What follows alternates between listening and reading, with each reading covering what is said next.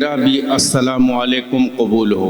وقولہ الحق وقضى ربک اللہ تعبدوا الا ایاہ وبالوالدین احسانا۔ آمنت باللہ صدق اللہ العظیم وصدق رسولہ النبی الامین المتین البرہان الامی الکریم وَنَحْنُ عَلَى ذَلِكَ لَمِنَ الشَّاهِدِينَ وَالشَّاكِرِينَ وَالْحَمْدُ لِلَّهِ رَبِّ الْعَالَمِينَ إِلَى يَوْمِ الدِّينِ۔ ایک چرواہا تھا اور اس کا کام تھا بکریاں چرانا، اور جب بکری چرا کے وہ آتا تھا تو بکری کا دودھ دوہنے کے بعد ماں باپ کو پلاتا تھا۔ ایک دن اتفاق ایسا ہوا کہ وہ بکری چرانے کے لیے گیا، دھوپ کی تمازت، دھوپ کی تپش تھی، وہ ایک غار میں چلا گیا، اس کے ساتھ چند اور لوگ تھے چرواہا۔ جانے کے بعد اچانک کہیے کہ پہاڑ سے اوپر کا ایک پہاڑ کا چٹان لگڑتے لگڑتے وہ غار کے منہ پر آ کے رک جاتا ہے۔ رکنے کے بعد کافی جد و جہد کیا ان لوگوں نے، لیکن وہ چٹان منہ سے پہاڑ کے غار سے ہٹا نہیں۔ اب اس کی ماں باپ بھوک ہے، پیاس ہے، بچے ہیں، اس کی ایک فطرت تھی کہ اپنے بچوں کو پہلے دودھ نہیں پلایا کرتا تھا، بیوی کو پہلے شکم سیٹ نہیں کیا کرتا تھا، لیکن پہلے ماں باپ کو پلاتا تھا۔ 3 دن گزر گئے، اب یہ کافی پریشان ہے اور تینوں دوست آپس میں محو گفتگو ہے۔ کہا کہ ایسا ہے کہ ہم لوگ زندگی میں جو بھی نیکیاں کیے ہوں اس نیکی کا واسطہ دو، ہو سکتا ہے غار سے چٹان پتھر ہٹ جائے۔ کافی جد و جہد کرنے کے بعد چوں سے چرا نہیں ہوا، ٹس سے مس نہیں ہوا، چنانچہ یہ چرواہا یہ اپنے آنکھوں کو بند کرتا ہے، اللہ تبارک و تعالیٰ سے دعا کرتا ہے، اے میرے پروردگار، میری کوئی بھی نیکی شاید آپ کی بارگاہ میں قبول ہے ہو یا نہ ہو، لیکن میں جب بھی بکریاں چرانے کے بعد جاتا ہوں گھر تو اپنی والدہ کو، اپنے والدین کو دودھ دو کر کے سب سے پہلے پلاتا ہو، سکم سیر کراتا ہو، اپنے بچوں کو نہیں پلاتا ہو، شریک حیات کو نہیں پلاتا ہو، لیکن ماں باپ کو پہلے پلاتا ہو۔ اے میرے پروردگار، اگر یہ انداز، اگر یہ نیکی تیری بارگاہ میں شرف قبولیت ہو تو پھر آج میری مصیبت کو ٹال دے۔ اتنا بولنا تھا کہ اچانک دھیرے دھیرے وہ غار سے پتھر ہٹنا شروع ہو جاتا ہے اور پورا غار سے پتھر ہٹ جاتا ہے۔ وہ تینوں باہر آتا ہے، آنے کے بعد میں تینوں اپنے اپنے گھر جاتا ہے۔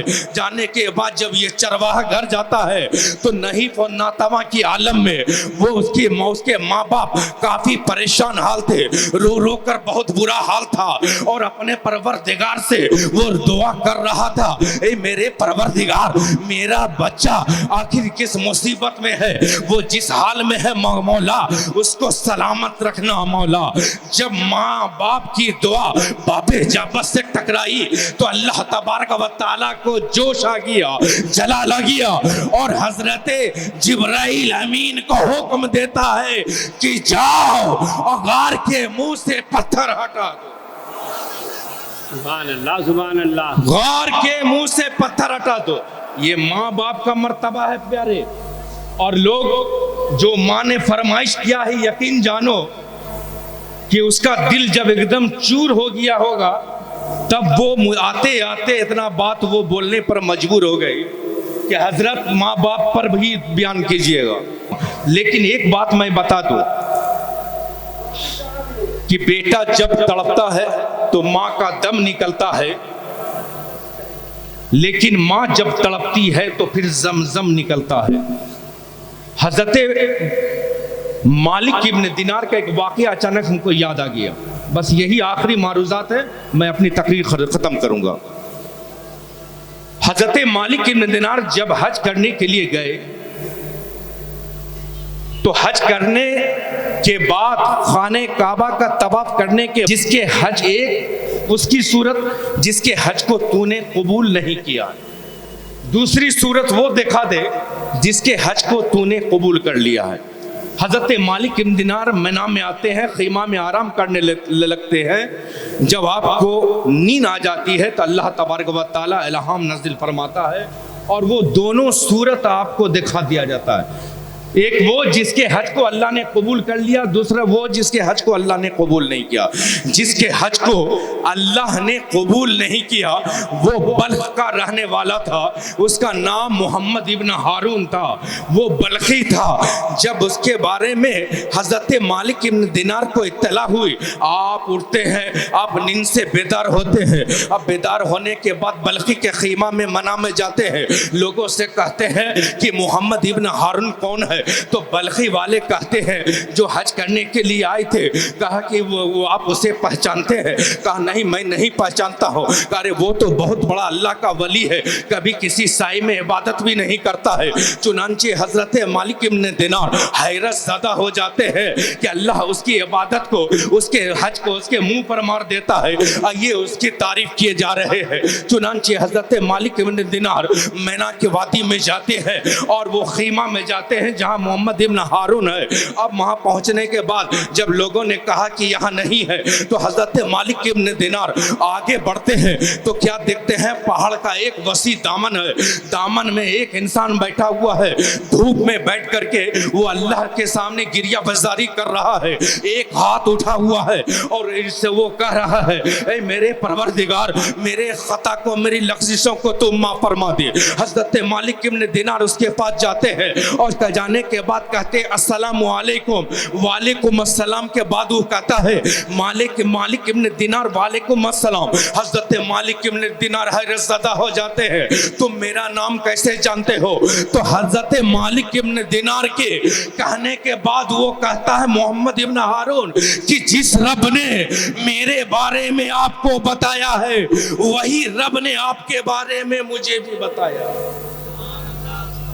کہ یہ بتاؤ کہ تمہارے حج کو اللہ نے تمہارے منہ پر کیوں مار دیا؟ کہا بہت پرانی بات ہے. کہ بتا تو صحیح. کہا میں جوانی میں تھا. جوان لڑکوں ساودھانی ہٹی تو درگھٹنا گھٹی، اپنے قدم کو ثابت قدم رکھنا.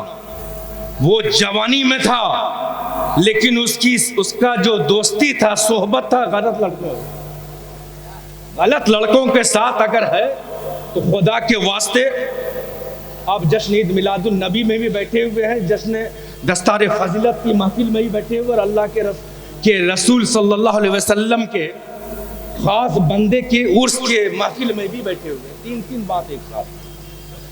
اگر غلط صحبت کے آپ کا ہے کسی دوستوں سے تو خدا کے واسطے اس سے آپ اعراض کر لیجئے، توبہ کر لیجئے. محمد ابن ہارون کہتا ہے کہ میں جوانی میں تھا لیکن صحبت جو تھی میری غلط لڑکوں کے ساتھ تھی.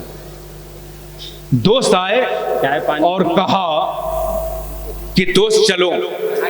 اب بہت سارے دوست ایسے ہوتے ہیں کندھے پر ہاتھ رکھا، ترنگا، مدھو، سگریٹ، بیڑی پلانا شروع کر دیتا ہے. اور اگر حد سے زیادہ لوگ بڑھ جاتے ہیں تو پھر جو ہے دارو وغیرہ بھی پلانے لگتے ہیں. کہا میرے دوست لے گئے اور ایک جام شراب مجھے پلا دیا. شراب پلانے کے بعد جب میں گھر آیا لوٹ کے تو میں اپنے دروازے کو دستک دیا تو میری ماں دروازہ کھولتی ہے.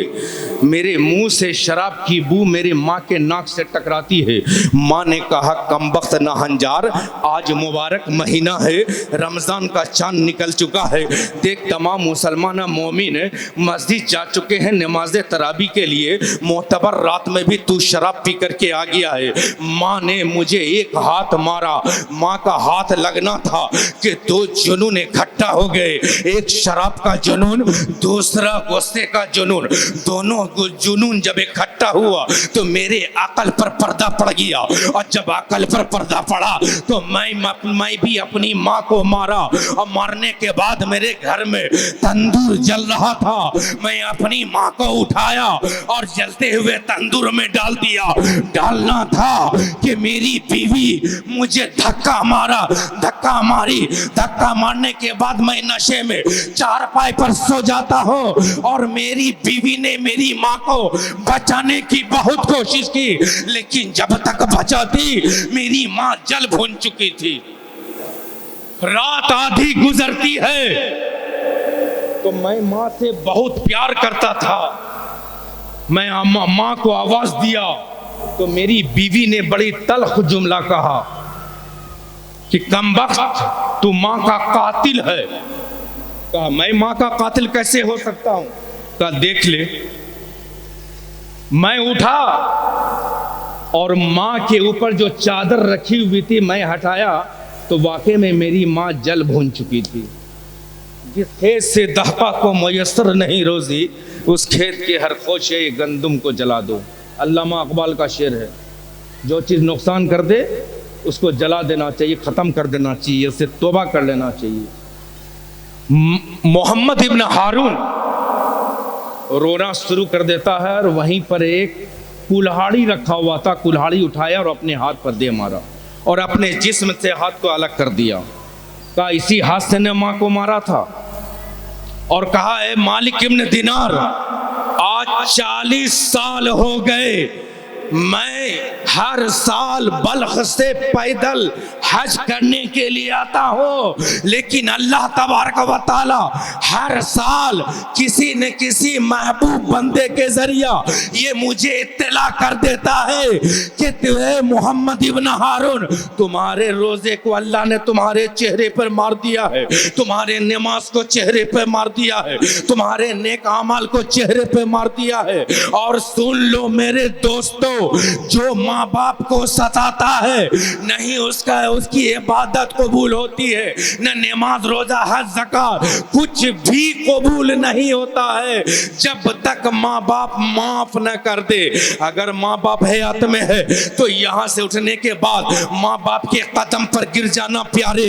اگر وہ معاف کر دیا تو خدا رسول بھی معاف کر دے گا. اگر ماں باپ حیات میں نہیں ہے تو پھر وہ اللہ کی مرضی ہے کہ وہ معاف کرے تو یا نہیں کرے. چونکہ حقوق العباد ہے کہ اللہ اس وقت تک معاف نہیں کرتا جب تک بندہ معاف نہیں کرتا ہے. اگر حقوق اللہ ہے تو اللہ کی مرضی پر منحصر ہے, اس کی رحمت سے امید ہے کہ وہ معاف کر سکتا ہے. لیکن حقوق العباد میں جب تک بندہ معاف نہیں کرے گا تب تک اللہ بھی معاف نہیں کرے گا. اس لیے بڑی امید اور انکساری کے ساتھ میں اس نوجوان دوستوں سے کہوں گا کہ برائے مہربانی ماں باپ کو کبھی مت ستاؤ, کبھی مت ستاؤ. اللہ تبارک و تعالی ہمیں اور آپ کو نیک راہ پہ چلنے کی توفیق مرحمت فرمائے. چونکہ یہ میں کل ہلکا سا بیان کیا تھا کہ جس جگہ اللہ اور اس کے رسول کا ذکر ہوتا ہے اتنا جگہ جنت کی کیاریوں میں سے کیاری ہو جاتی ہے.